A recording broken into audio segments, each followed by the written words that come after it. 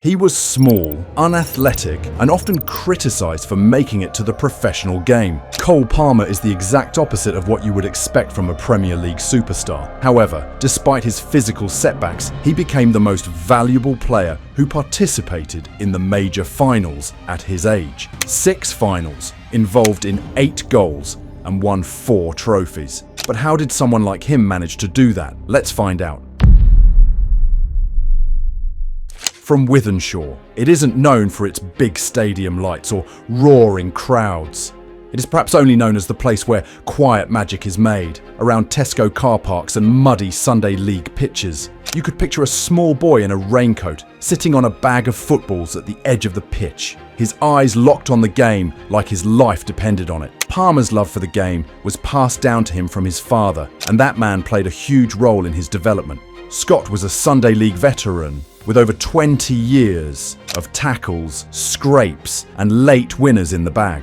Scott had envisioned a clear future for his son Cole, and he did all he could to make it happen. However, Cole Palmer was small, physically slight and fragile, that he faced many challenges in the academy. But Palmer's size only meant that he was constantly overlooked. If he wanted to make it as a professional, he had to build other aspects of his game, and his father played a crucial role in this regard. He turned Palmer's challenges into core strength as he encouraged Cole to lean into technique, decision-making, and football intelligence. That way, Cole could focus on what he could improve instead of what he lacked. Cole Palmer studied the game from such a young age, from every crunch of tackle to shouts from the touchline and the way the ball moved. He digested every bit, and after school, he often asked his father the same thing: "Let's go to the park." At the academy, his challenges only compounded, and his father managed to create a special training schedule for him. This part of his upbringing quietly put some determination to outthink rather than outmuscle his opponents. Palmer loved the Red Devils. It was a dream come true when they reached out to him, but it was only a trial, and arch-rival City offered him a contract. At 6 years old, he joined the academy, and it was also due to his size. This moment was a tough one for Cole Palmer. He was emotionally tense because it had become a thing of what his little heart wanted versus his career. His heart wanted Manchester United, but they would only give him a part to play during training sessions. At City, he was promised matches on Friday evenings, a mix of disappointment and conflict of loyalty. Palmer's father guidance was an extra edge for Cole, as he had what many of Palmer's teammates lacked: clear ambition. He was mature enough to know what's better for his son. He prioritised the path to professional football over sentimental connections, and the decision paid off. At the time, it was a bittersweet decision, to be torn between childhood dreams and the reality of progression. At the academy, Cole Palmer was regarded as very shy and reserved, and he barely said a word. When he scored, he barely celebrated and would stand still, frozen till his teammates came around him. Some called it staying true to who he was. The quietness contrasted with how often he managed to find the back of the net. In his youth and under 23 games, he scored often, but his demeanour wasn't flashy. What was flashy was his technique, timing and execution, no bravado, and that defined him. When he joined City, Manchester United was on a path of marginal success. While he was developing in City's youth system, Manchester United was a force to reckon with. They were successful in both the Premier League and in their youth competitions. It must have carried some emotional weight for Palmer, growing up supporting United but not having a chance to play for them. He was also watching them excel while he played at the opposite end of the city. The devastation perhaps stoked a quiet yearning. As he grew his street football instincts and techniques, he excelled, and City's culture began to embrace those qualities. He began to play to his strengths even more than he could have in a United shirt. Despite the concerns around his size and talks of releasing him at age 16, Palmer had a bedrock of support that kept him afloat. He was backed by his unrelenting father and City's academy director, Jason Wilcox. He noted Palmer's relentless desire to play, and that just set him apart. He was not deterred by physicality or setbacks. He was only focused on the ball and on the game.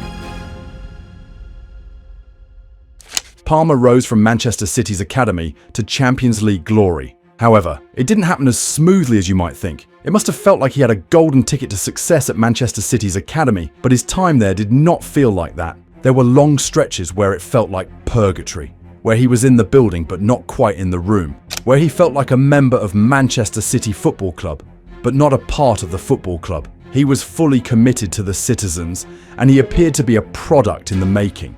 But there was a problem. In City, stars don't just emerge overnight, because there, players are developed like machines, slowly, carefully, and mechanically. Everything was pristine and elite, and so was the competition. Manchester City had all age groups stacked, and several coaches particularly monitored drills. Every day felt like it was an audition, where players were expected to show up and perform their best in every game. Although Palmer was different, numerous other players stood out in his age group. While he was present, always there and always beat, others shared the same elegance that he possessed. Notably, he picked passes early, glided on the ball, and appeared to speak to the ball in a different language. But at City, the academy wanted more than simple techniques. They wanted some physicality to their players. Explosive players. Players who wandered around positions, pressing the opponents. This wasn't Palmer's style. Moreover, he was still growing, not bulky, and wasn't on the path to becoming that box-to-box hybrid overnight. When others picked up the pace, Palmer could only watch, because he seemed unprepared for City's football under Pep. Then one day, he got an open door. A senior debut game in September 2020 in the EFL match against Burnley. Guardiola gave him the moment he had been waiting for, and in all honesty, he did well. He was composed on the ball, efficient, and played like he belonged there. To Palmer, he had cracked it. He had arrived at where he wanted to be for a long time. However, his hopes were soon dashed. Football can be a cruel sport, and the cruelest trick is that the first breakthrough only teases permanence. It suggests that a player has arrived, whereas they are only being tested. After that game, Palmer got dropped from the team, and the idea of the team. He wasn't the sort of player Pep Guardiola wanted. Then it began. The back and forth that almost broke him, that would practically break any footballer. In 2 years, from 2020 to 2022, Palmer was popularly known to be a first-team bench warmer and an under-21 hat-trick hero, an unused sub in the Champions League, a starter in an empty academy stadium, a starlet of numerous podcasts, and suddenly, a forgotten footballer all over again. This could break anyone. And it wasn't a linear series of events. He'd score a beauty against Leicester for the under-23s, train with Kevin De Bruyne the next day, then fail to make the matchday squad. He'd feature in the FA Cup today, make headlines tomorrow, then vanish again for weeks. There was no certainty anymore to his professional career, and this would break any footballer. You could be good enough to play today, but that good enough couldn't even guarantee you steady playtime. Oftentimes, the doubts creep in, and that's how many lose it. But Cole Palmer remained composed. He didn't throw tantrums or even demand an exit from the team. He didn't go on to express his disappointment at the press, and there were no agent wars. He consistently showed up, scored, assisted, trained, waited again for a long time. This is a rare gift in footballers of this generation, especially in the era of instant gratification. Palmer chose patience, and it was deliberate patience. He studied with his time, improving his movements, refining his first touch, and learning how to play different roles without complaining. He was leaning into Pep's demands, and slowly the trust began to build. When Manchester City went on the treble run, Cole Palmer was with them. A United fan who left his childhood dreams for a professional one ended up being part of the squad that matched the iconic achievements of his childhood club. Although he was not a starter, he managed to play minutes, train with the team, and lift those trophies. He didn't only watch history happen, he happened with history. But all of that did not erase the doubts underneath. He'd appear on the pitch in the League Cup, then not feature for months again. He had one or two key moments, like his goal in the FA Cup quarter-final against Burnley. City had made history, but no one would remember him as a crucial member of that squad. By the summer of 2023, Cole Palmer had already done what most young players could only dream of. He'd been part of a treble-winning Manchester City side.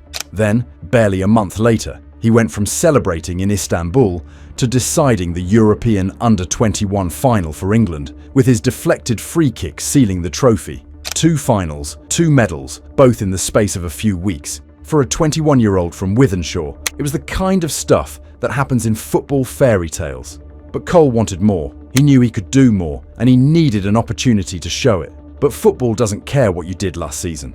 A new campaign tends to bring new decisions, and for Palmer, the question was about minutes. Riyad Mahrez had left, so Pep told him he'd get more chances. But then City went on to sign Jeremy Doku when they already had Grealish and Foden. Suddenly the message felt mixed.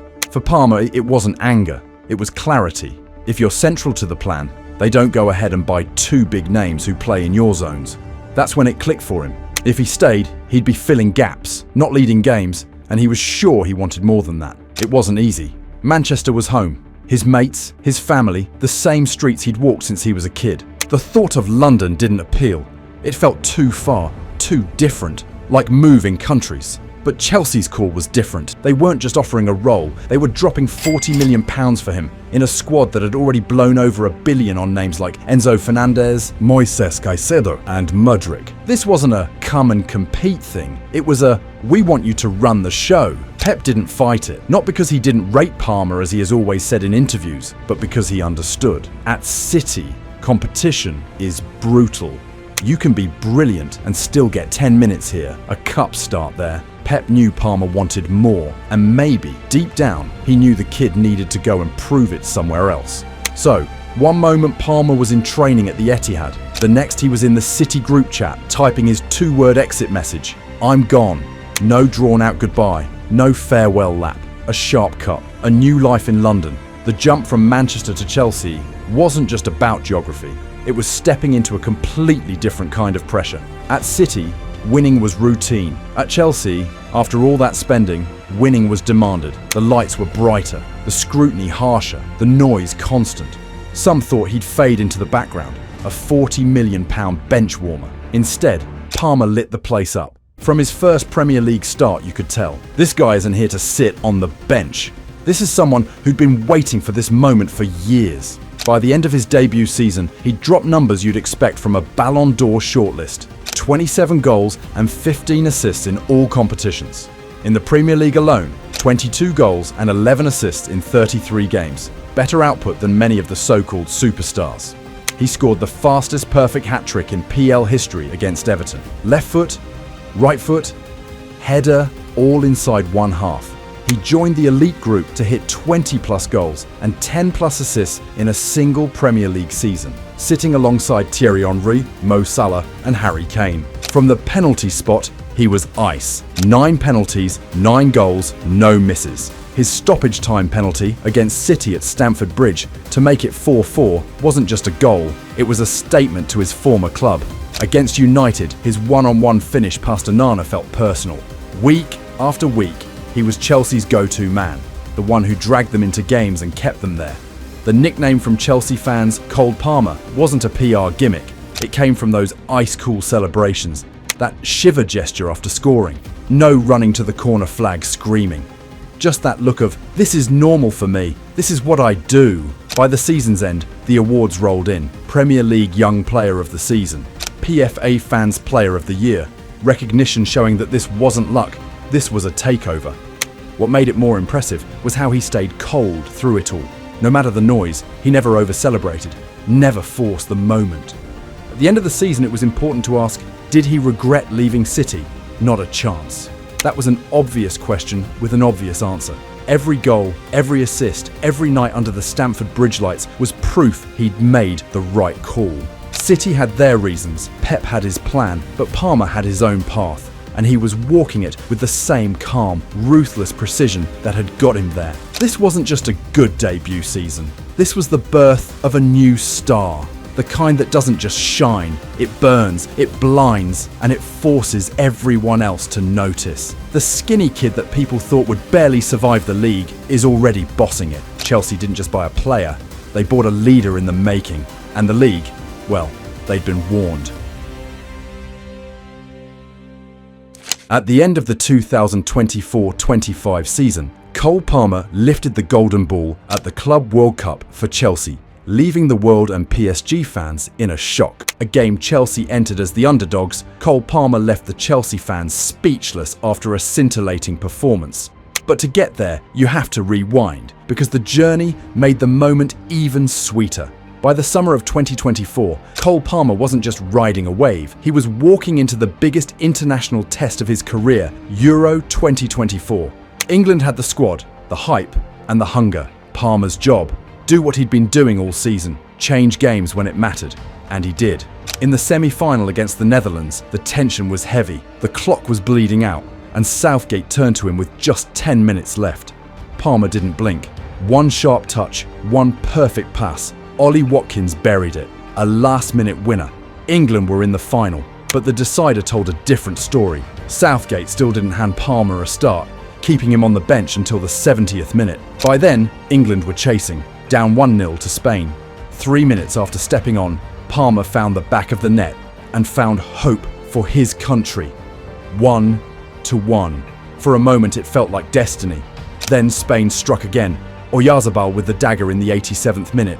England's dream was over. No confetti, no gold, just silver. Palmer walked off with frustration in his eyes, but also something else. Fuel. The kind that turns a near miss into the start of something bigger. Back in blue, Chelsea knew exactly what they had. They locked him down with a 9-year contract. Not a short-term promise, but a "we're building this around you" statement. And he didn't waste a second proving them right. Goal of the month in August with a rocket against Wolves, plus 3 assists in the exact match, like it was light work. Then September, 4 goals in one half against Brighton, the kind of thing you joke about on FIFA, not pull off in the Premier League. He wasn't just playing well, he was bending records to his will. The season's middle stretch was pure dominance.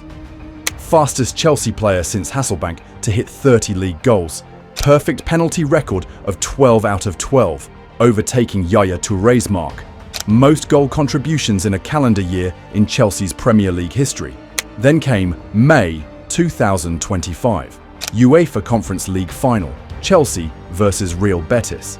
Palmer turned into the puppet master with 2 assists, man of the match, and Chelsea became the first club ever to win all 4 major European trophies.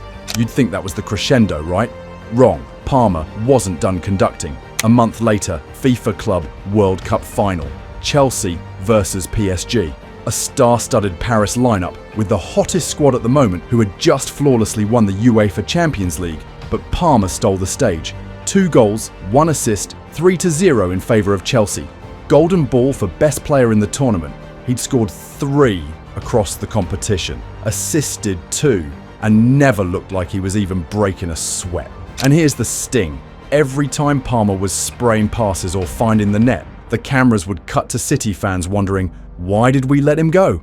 When City bought Doku and Kovacic, it was like they'd quietly told him, we've got what we need. Pep said he'd get chances, but Palmer knew they wouldn't be enough. At Chelsea, he wasn't a squad option, he was the guy. Did he regret leaving?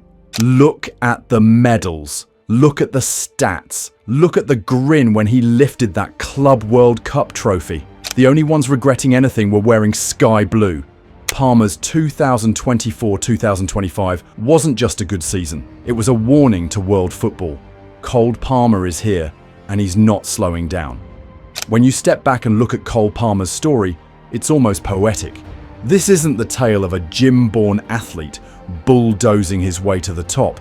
Palmer doesn't have the broad shoulders or explosive frame you'd expect from someone bossing Premier League defenders. He's wiry, almost casual in his movement, and yet, somehow, he's been bodying football's biggest stages like it's nothing. And it all traces back to those quiet mornings and cold evenings when his dad, Jermaine, was right there, pushing him with purpose and his eyes set on his goal. The drills, the repetition, the patience. When Palmer hit his late growth spurt, all those years of technical work suddenly had a taller, sharper frame to operate in, and the game started bending in his direction. The move from Manchester City to Chelsea. At first, it looked like a gamble. A young player leaving the comfort of the champions for a club still trying to find itself. But it turned out to be the best decision he could have made. Chelsea didn't just give him minutes. They gave him responsibility. And Palmer thrived, turning pressure into artistry, turning skepticism into belief. From street-sized training pitches in Manchester to lighting up Euro 2024 and the Club World Cup, his rise feels less like a straight sprint and more like a long, patient climb. And maybe that's the beauty of it. Cole Palmer's game isn't about raw pace or power. It's about timing, vision, and the quiet confidence of a player who knows that sooner or later the ball will find him and the rest will take care of itself. Years from now, fans will remember him as the lad who proved that pure technique, game intelligence, and creative swagger could still outshine raw pace and power in the Premier League era. Or, to put it the way that fans behind the goal at Stamford Bridge might chant it, he didn't just beat defenders, he outthought them, outplayed them, and left them wondering where the ball and their ankles went. And that, my friends, is modern-day brilliance.